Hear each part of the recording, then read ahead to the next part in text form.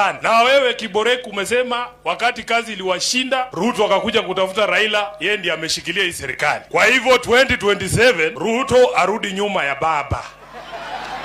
Ndio tujue broad-based inafanya. ODM Secretary General and Nairobi County Senator Edwin Sifuna has reignited a political debate by asserting that it is time for President William Ruto to prepare to hand over the reins of leadership to ODM party leader Raila Odinga.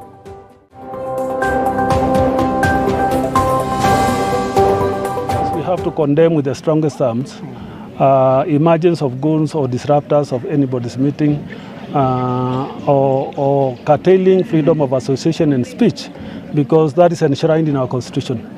We have to Archbishop Sapit falls political projects and calls for focus on education and peace.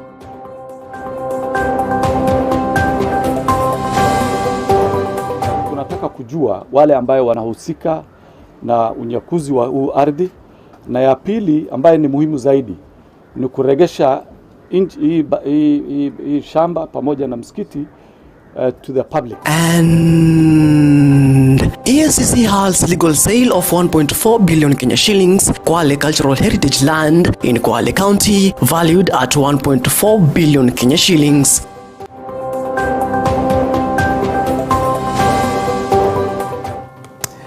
Right, it is 4 minutes past the top of the hour. Remember, you can watch this broadcast live on Facebook and as well as on YouTube. And you can as well send us your feedback through our SMS line, that is 23059. EBN Weekend Edition starts now. And Mumias East Member of Parliament Peter Salasia remains in police custody following his arrest on allegations of spreading false information and inciting hate speech. Salasia was apprehended yesterday by investigative officers and taken to Central Police Station in Nairobi, where he is still being held. According to police sources, the charges stem from statements Salasia allegedly made during his recent public engagements across different parts of the country. His last political rally before the arrest was held in Isiolo town, and authorities accused the legislator of making inflammatory remarks perceived to incite public hostility towards the government. However, Salasia has denied all allegations, insisting that his comments were within the bounds of freedom of expressions and did not target the government. In a statement posted on his X, formerly Twitter account, by his aide,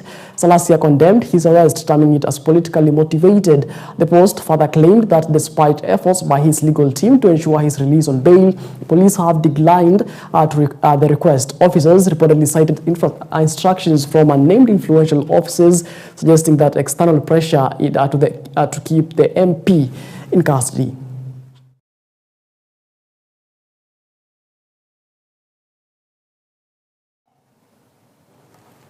Right, moving on, ODM Secretary General and Nairobi County Senator Edwin Sifuna has reignited political debate by asserting that it is time for President William Ruto to prepare to hand over the reins of leadership to ODM party leader, that is Raila Odinga. Speaking during a political event in Migori County, Sifuna emphasized that President William Ruto should complete his current term and pave the way for Raila to lead the nation. Sifuna declared that the Orange Democratic Movement party is actively reorganizing and preparing for the 2027 general elections, reiterating their commitment to securing the presidency for Raila Odinga. He dismissed the notion of a so-called broad-based government being floated by Kenya Kwanza leaders, stating that the ODM party does not recognize such a construct, viewing it as a distraction from the real issues facing the country. He further urged ODM supporters to stay united and focused, adding that the party is working tirelessly at the grassroots level to mobilize supporters and strengthen its political machinery ahead of the next election cycle. Wa chama cha ODM, chama tawala hapa Migori, na senator wa county ya Nairobi. Nataka niambia watu ya broad-based wamekaa hapa wasikie tena. Mimi sijui kitu inaitwa broad-based. Sijui. Na kama mnapenda hii broad-based sana, leo ndio mnatuambia vile mnapenda Raila Odinga. Nataka tujaribu kitu. Kama mnapenda hii broad-based sana, na wewe Kiborek umesema wakati kazi iliwashinda, Ruto akakuja kutafuta Raila, yeye ndiye ameshikilia hii serikali. Kwa hivyo 2027 Ruto arudi nyuma ya baba. Ndio tujue broad-based inafanya, si ndio? Hiyo ndio broad-based pekee Sifuna atatambua.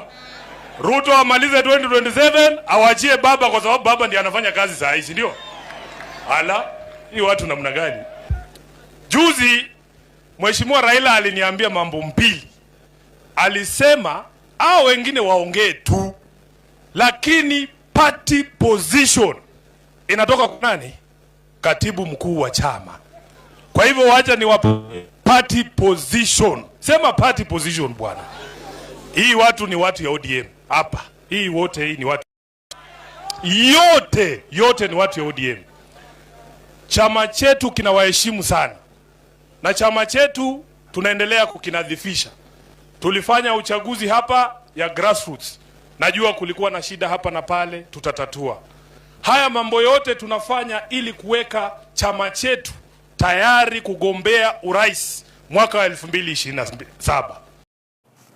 Right, moving on, Anglican Church of Kenya Archbishop Jackson Ole Sapit has strongly criticized economic empowerment programs currently being rolled out in various sub-counties, terming them politically motivated and out of touch with the real needs of the people. Speaking during an event at Limuru Girls High School, the Archbishop lamented that such programs are often designed to serve short political interest rather than deliver sustainable development.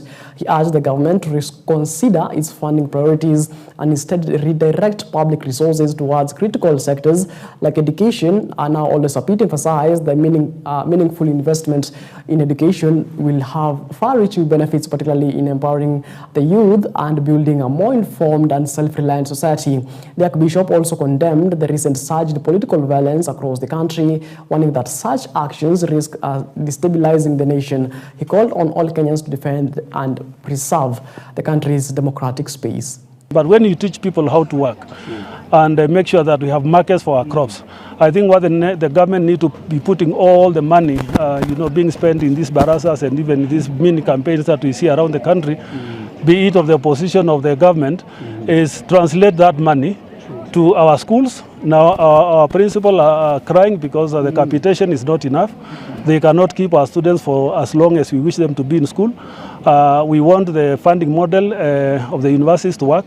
We want the healthcare system to work, but we also want the agriculture sector that the government should put infrastructure in place so that every farmer will have opportunity to take their produce to their farm in time because there is a good road. This we have to condemn with the strongest terms.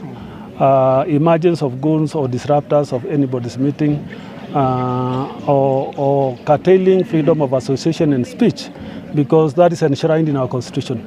And anything that is thuggery is outdated and barbaric. Anything that is thuggery is sin in the eyes of the church and in the eyes of God.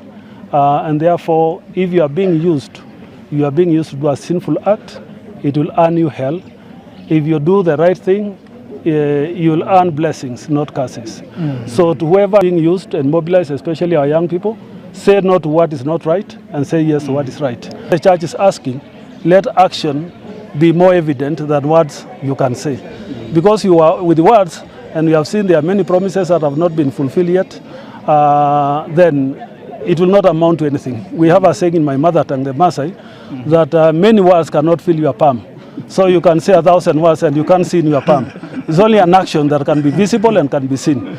So if we can be able to engage in things that are visible and are tangible and touch lives, and we can be able to say, yes, we move from here to here, that will be much better. So what I want to urge the political class, use the time you are spending in campaigns to plan for Kenyans, to deliver services for Kenyans. Use the time and the resources you are spending to do more action-oriented programs and projects. Right, moving on, concern and anxiety continue to mount over the mysterious disappearance of Isiolo County Revenue Director Ali Kodana, who has now been missing for 3 consecutive days. Family members and friends are calling on the government to take urgent and decisive action to investigate his disappearance. According to his brother, Mr. Kodana was last seen at his home before he vanished under circumstances the family believes point to an abduction. Speaking to the press, his brother family dismissed any suggestion that Ali Kodana may have left voluntarily or due to personal distress, saying that his brother was not crazy. Now, he was taken from his home, and the family strongly suspects that issues related to his official duties at the county office could be linked to his disappearance. Now, his brother implied the potential foul play of the act, saying that his brother connected to the professional role since his disappearance. The family says no official communication has been made to them from either the local authorities or any security agencies. Now they expressed deep frustrations over the silence, saying that no one has reached them out. Kwa jina mimi naitwa Mohamed Godana, ni ndugu yake Ali Godana ambaye yeye ndio ananifuata hata kwa kuzaliwa. Mimi ninasikia chungu sana kwa kupotea kwa ndugu yangu. Na ndugu hakupotea, yeye si wazimu. Alichukuliwa katika kwa boma.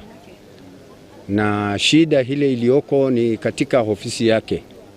Na hiyo ofisi paka saizi hatukuona mkubwa yoyote wale wanafanya na yeye kazi amekuja kutuelezea kama familia ya kuwa mtu wenu amepotea, na sisi tuko kutafuta kama wafanyikazi yetu.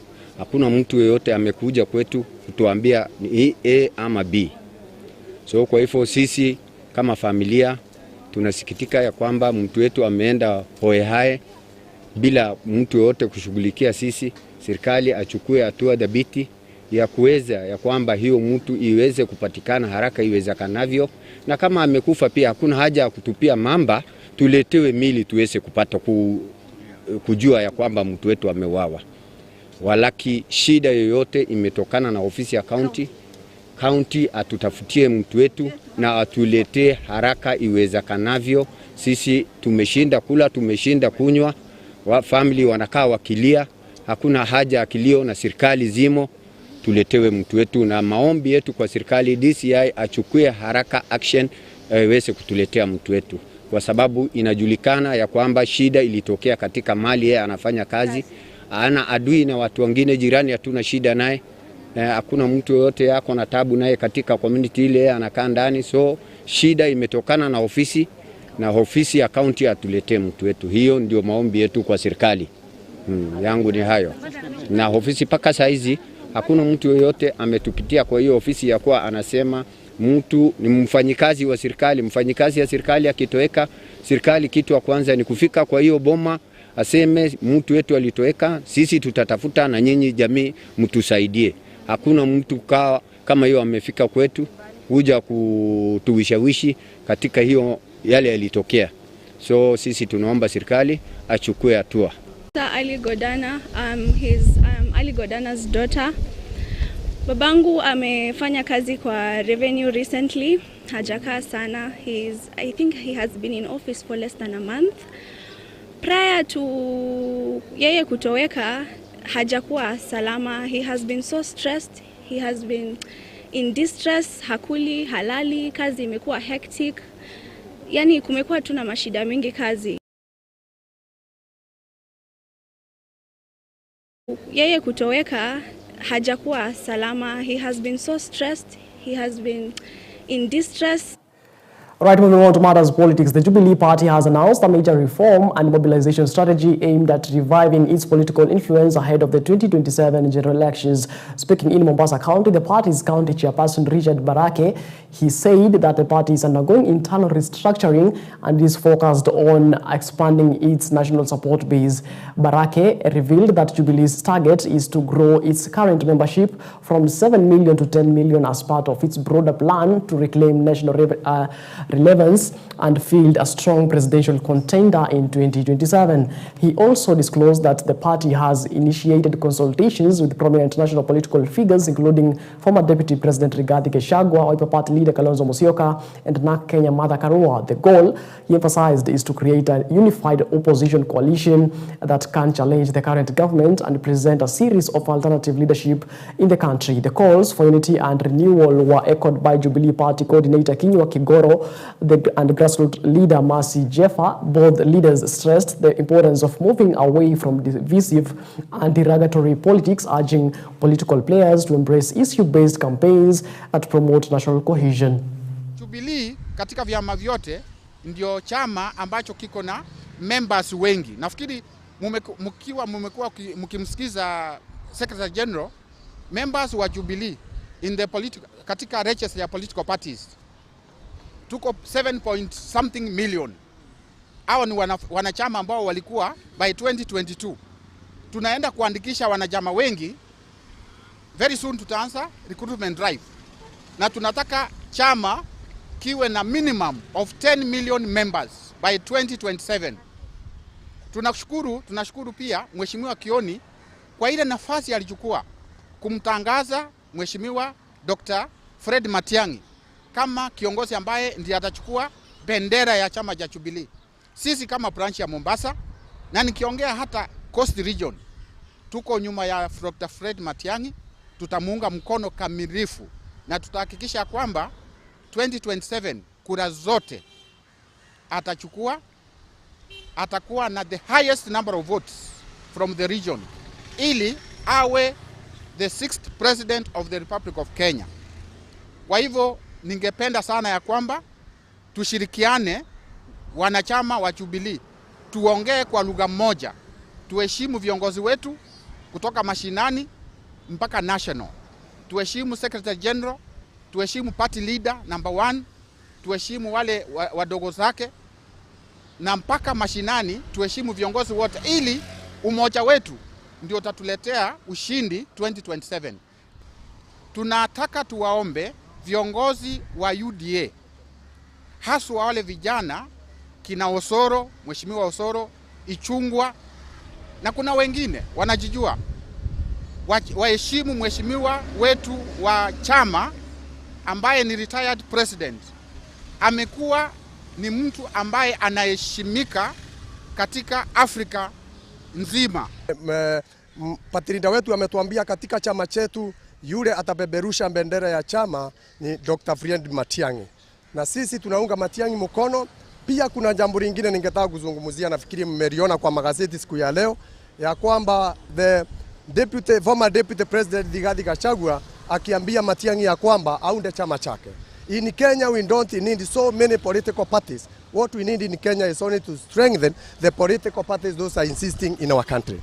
Kwa hivyo saa ile Gachagua anaenda kuambia Matiang'i aronji chama ni kama kuleta vita katika muungano wetu wa chama ya opposition. Now, a family in Lakisama, Nairobi County is pleading with the government to help them locate their 18-year-old son Elvis Otieno, who was reportedly swept away by floods on Sunday. According to the family, Elvis slipped and fell into the raging Akasabon River while attempting to cross it. Since the tragic incident, the family has been camping at the riverbank in hope that he will be found. The family, devastated by the loss and struggling with limited resources, is urging both local and national government agencies to deploy search and rescue teams to assist in locating their missing son. They emphasize the emotional and physical toll the incident has taken on them. With heavy rains continuing to pound various parts of the country, the incident highlights the dangers of crossing swollen rivers and the need for urgent government intervention in disaster response and prevention. The family is calling on relevant authorities, including disaster management teams and the Kenya Red Cross, to assist in the search operation and bring closure to the painful ordeal.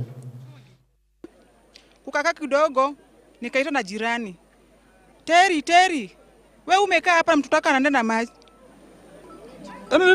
Anaenda maji. Sasa ikifika Mande tukaanza kumtafuta. Mimi nilishtuka kwanza juu sijui kuswim, singefanya lolote, nilisha nguvu. Leo tulijaribu kufuata mpaka hapa, mwili ilikuja ikapotea hapo kwa pipe, hatukuona mwili tena. Sisi Waluya na Wajaluo, mtu wako akikufa kwa maji, unakaa unamngoja usiku mchana. Huyu mama hakuli usiku na mchana, anaisha. Serikali tunawaomba, tunawalilia.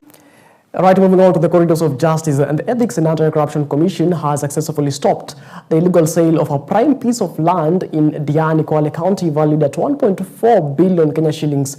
The parcel, measuring approximately 6.405 hectares and hosting the historic 14th century Congo Mosque, had been grabbed by private individuals and listed for sale, prompting swift action from the anti-graft agency. The land, classified as a gazetted cultural heritage site and reserved for public use, particularly for the Muslim community under the Kwale Islamic Center, was being advertised for sale by Mohamed Hamisi Mwachumba and Ali Mwadarashi Mwagarishe, who claimed ownership through a contested lease document. The EACC, however, moved to the court on 6th May of 2025, seeking preservation orders to halt the transaction involving the property pending the determination of the matter scheduled for 10th June of 2025. EACC CEO Abdi Mohamud, during a visit to the disputed site, reaffirmed the Commission's commitment to protecting public assets, calling on the public and relevant authorities to remain vigilant and support ongoing investigations.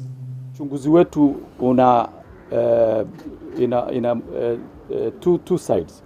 Ya kwanza, tunataka kujua wale ambayo wanahusika na unyakuzi wa huu ardhi, na ya pili ambaye ni muhimu zaidi ni kuregesha hii shamba pamoja na msikiti to the public.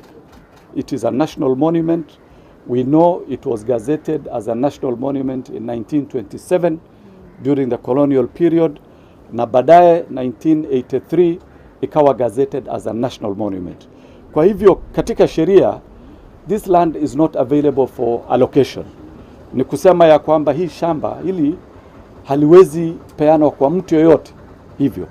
Kwa hivyo sisi tutahakikisha ya kwamba hii shamba irudi kwa umma, na huu msikiti ambayo tumeona kweli imeishi kwa hiyo miaka yote, miaka 700 hivi, ibaki na ifaidi wale watu wa hapa, hasa Waislamu ambayo wanaishi sehemu hii.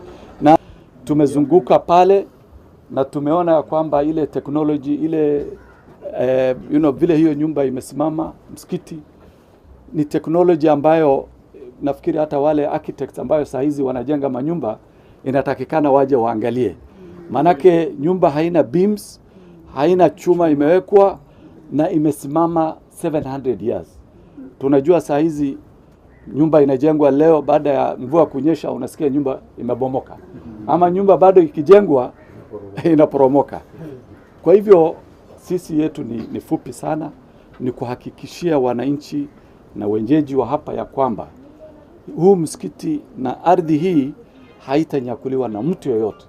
Na leo hii ni furaha kwamba CEO mwenyewe wa tume ya kupambana na ufisadi ameweza kufika mapema, wameweza kuzungushwa katika hii ardhi, wameweza kuoneshwa zile sehemu tofauti ambazo zinaashiria kwamba umiliki wa ardhi hii ni umiliki ambao uko chini ya jamii ya Waislamu na chini ya umma katika kaunti yetu ya Kwale.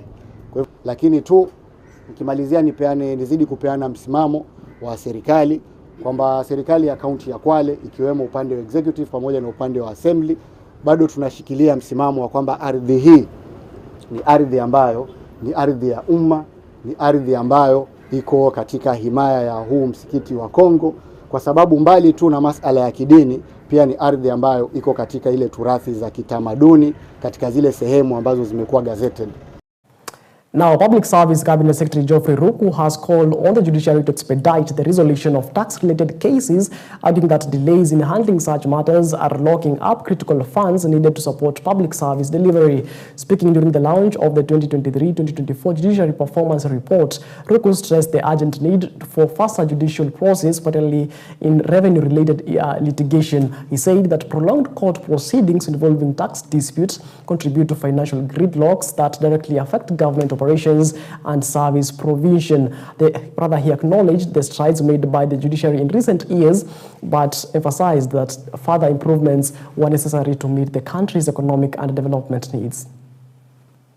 That I am honored to join you today at this very important occasion as you launch the highly essential report and digital tool that will enhance public service delivery in the judiciary.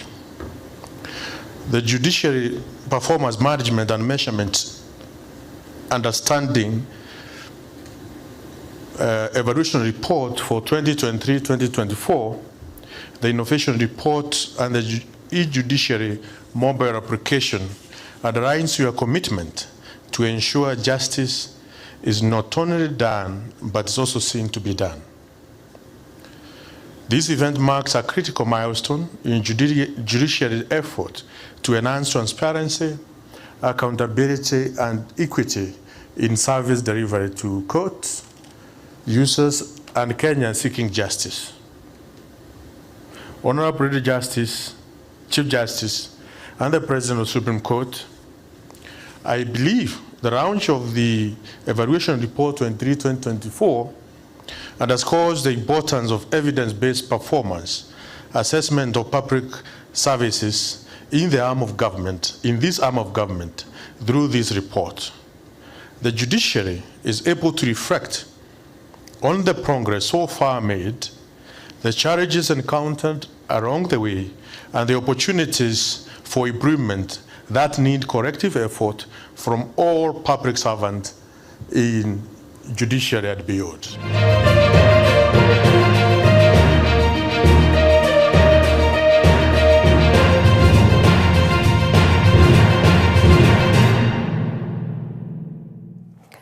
Right now, let's get sporting. Macharia United clinched a hard-fought 1-0 victory over Ulinzi Stars in a Kenya Premier League match played today at the Dandora Stadium. The closely contested encounter saw Macharia rise to the occasion, with Musa Masika netting the decisive goal that separated the two sides. Masika's clinical finish proved to be the difference in a match characterized by tight defenses and limited chances. Despite Ulinzi Stars' efforts to level the score, Matharia's backline remained resolute, keeping the visitors at bay until the final whistle. Now, the win is a significant morale boost for Macharia United as they continue their campaign in the league, aiming to climb higher on the standings. Ulinzi Stars, on the other hand, will be looking to regroup and bounce back in their next fixture.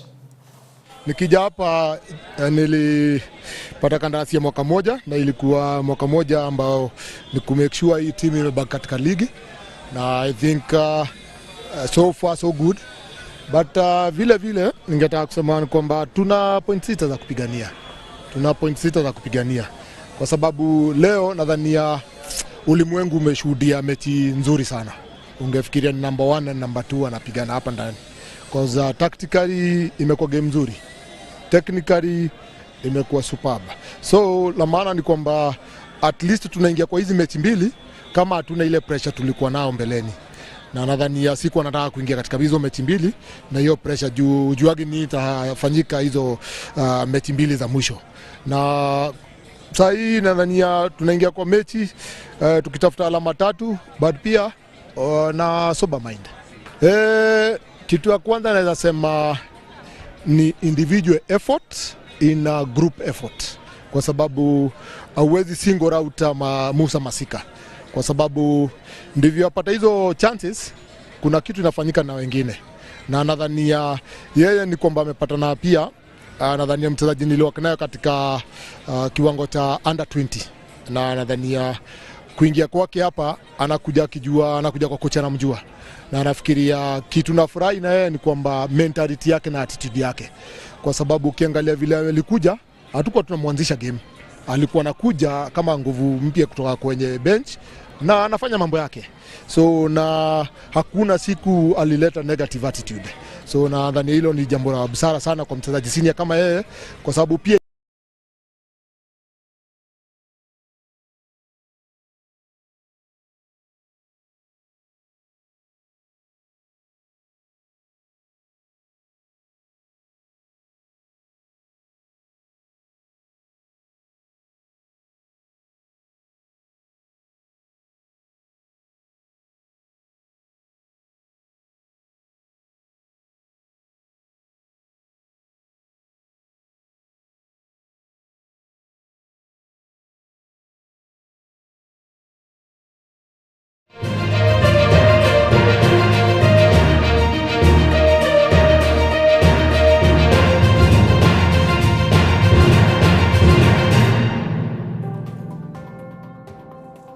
Right, it is exactly that 2 minutes past the top of the hour. That's going to wrap up our bulletin here at EBN Weekend Edition on this 17th day of May 2025. My name is Macharia once again. Do have yourself a blessed Sunday ahead, and do have yourself a good night.